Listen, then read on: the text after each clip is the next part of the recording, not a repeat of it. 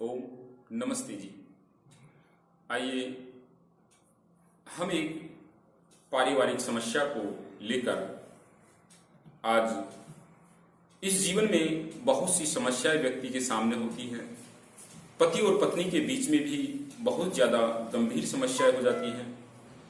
तो उसी के आधार पर एक जो पत्नी होती है या एक पति होता है, यदि दोनों के बीच में घनिष्ठ संबंध है और कोई भी लड़ाई झगड़ा नहीं होता तो उनका जीवन एक स्वर्ग की भांति प्रतीत होता है कि उसका जो जीवन है ऐसे बीतता है जैसे एक स्वर्ग में रहने वाले व्यक्ति का भी बीतता है। स्वर्ग या नर्क कहीं और नहीं है, वो सब हमारे यहाँ पर ही है। हमारे सुख भोग जो भोगते हैं वही स्वर्ग और नर्क कहलाते हैं।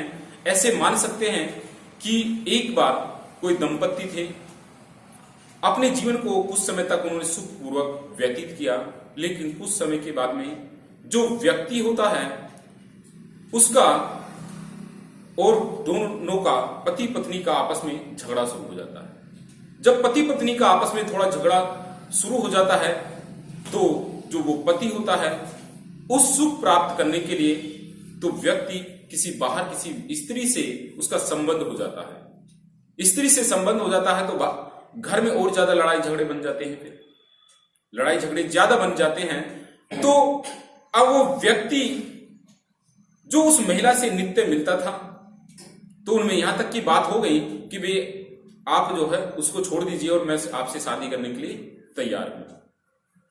तो एक दिन होता क्या है कि वो घर से इसी उद्देश्य को लेकर जाता है। वहां से घर से निकला, उस महिला से मिला। मिलने के बाद में जब वो घर पर आया तो घर पर आकर वो कहने ही वाला था कि आज मुझे आपसे तलाक चाहिए।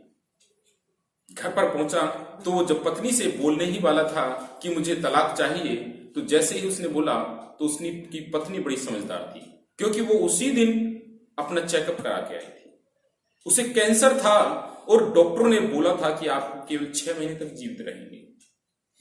तो महिला बड़ी समझदार भी थी। महिला समझदार थी तो वो उसने कहा कि मैं आपको तलाक देने के लिए तैयार हूं।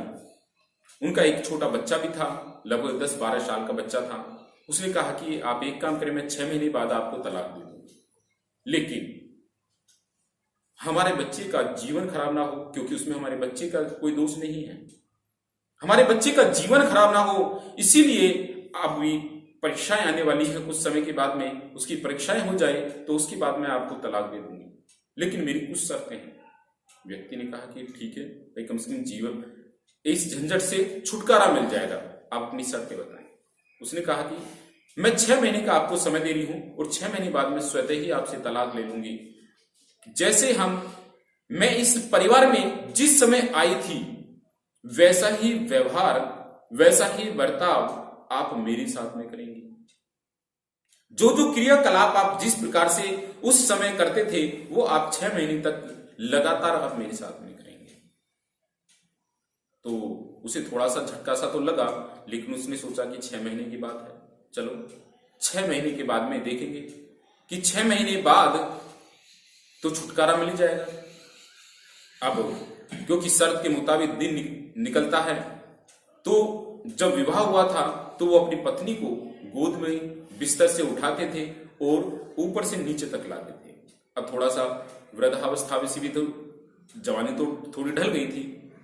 अब उन्होंने जैसे ही पहले दिन अपनी पत्नी को गोद में उठाते हैं, थोड़ी वजनदार लगती है, क्योंकि जिस समय शादी होती है उस समय थोड़ा सा जो महिला थोड़ी वजन हल्का होता है और बाद में थोड़ा बढ़ भी जाता है।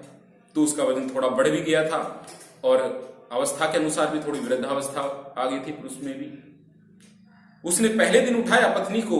जब पहले दिन उठाता है तो थोड़ा वजन लगता है, अगले दिन वो थोड़ी कसरत वगैरह करता है। 2-3 दिन थोड़ी भारी लगती है, लेकिन उसके बाद में उसे हल्का लगने लग जाता है। जब हल्का लगने लग जाता है तो जो लड़का होता है वो देखता है कि दोनों जो मेरे माता पिता हैं उनमें आज भी बड़ा प्रेम है। तो जैसे ही वो ऑफिस जाने के लिए निकलता है तो शर्त के मुताबिक जब वो ऑफिस जाता था तो वो जो अपनी पत्नी होती थी तो उसको प्यार करता था। अर्थात जो चुम्बन होता है वो अपनी पत्नी का चुम्बन लेकर जाता था। बेटा वहां पर ही होता है, वो अपनी पत्नी का चुम्बन लेता है और चुम्बन लेकर जैसे ही वो लेता है तो बेटा ताली बजाना शुरू कर देता है। बेटा ताली बजाता है कि मेरे पिताजी मेरी माताजी को कितना प्यार करते हैं।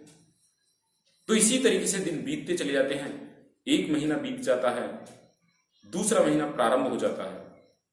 दूसरा महीना प्रारंभ होता है तो अब उसे जो अपनी पत्नी थी जब उठाता है तो वो बहुत हल्की लगती है।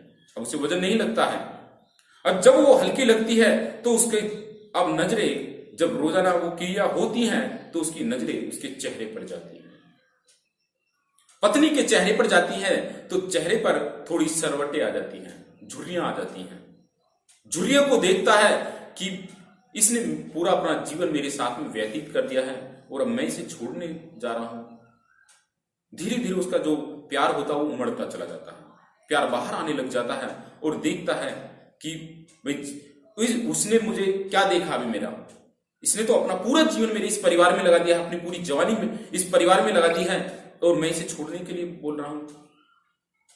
तो अब उसमें बहुत प्यार उसकी अपनी पत्नी के प्रति हो जाता है। अब एक दिन वो ऑफिस से आता है, बड़ा खुश होता है, उसका किसी बात पे उस लड़की से झगड़ा हो जाता है जो बाहर थी, उससे झगड़ा हो जाता है कि भी मैं आपसे शादी नहीं कर सकती। लेकिन वो बड़ा खुश होता है कि कोई दिक्कत नहीं, अब मेरा कम से कम मैं अपनी पत्नी के साथ में खुश रहूंगा। घर पे आता है, गेट बजाता है, गेट खुले होते हैं।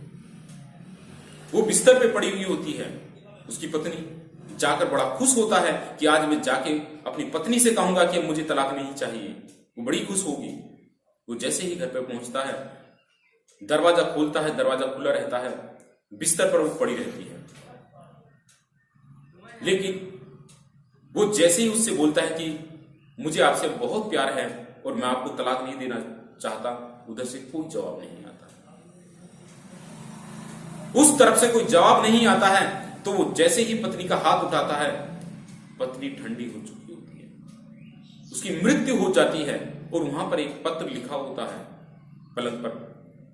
उसमें लिखा होता है कि मैं तुमको तलाक उस दिन भी दे सकती थी, मैं तुमको तलाक उस दिन भी दे सकती थी, लेकिन उस दिन जो हमारा बेटा है उसके मन में केवल एक ही धारणा बैठ जाती जीवन भर कि मेरी माता जी की मृत्यु आपके कारण से हुई है। लेकिन अब उसके मन में आजीवन यही रहेगा कि मेरे पिताजी मेरी माताजी के अंतिम समय तक भी उसे इतना ही प्यार करते रहे, इतना ही प्यार करते रहे। उस व्यक्ति की आंखों में आंसू आ जाते हैं कि जिसने इतना मेरे बारे में सोचा और इस परिवार के बारे में सोचा कि वो जो हमारा बच्चा था मुझे जीवन भर घृणा की दृष्टि से देखता, लेकिन आज मुझे वो प्यार भरी नजरों से देखेगा कि मेरे पिताजी ने मेरी माता जी को अंतिम समय तक भी मेरी मां की बहुत सेवा की, बहुत प्यार करते थे। तो इसीलिए मित्रों, हम सभी अपने परिवार में कुशल पूर्वक रहें, सम्मानजनक जीवन को जिएं, हम किसी का अनादर ना करें। क्योंकि एक दूसरे जो पति पत्नी का संबंध होता है, वैसे तो सभी एक दूसरे को बहुत चाहते हैं, लेकिन केवल हमारे विचारों के माध्यम से ही हमें नोक झोंक हो जाती है। तो उन विचारों को समझें कि हम किस प्रकार से एक दूसरे के विचार की तालमेल को बैठा सकते हैं, जिससे हम एक दूसरे के प्रति व्यवहार प्यार हमारा अच्छा सा बना रहे। तो हम अपने जीवन को, जो स्वर्ग में जीवन है, गृहस्थ जीवन को एक स्वर्ग की भांति जीना सीखें। उसी में रहकर हम नर्क भी बना सकते हैं और उसी को स्वर्ग भी बना सकते हैं। इति ओम शांति।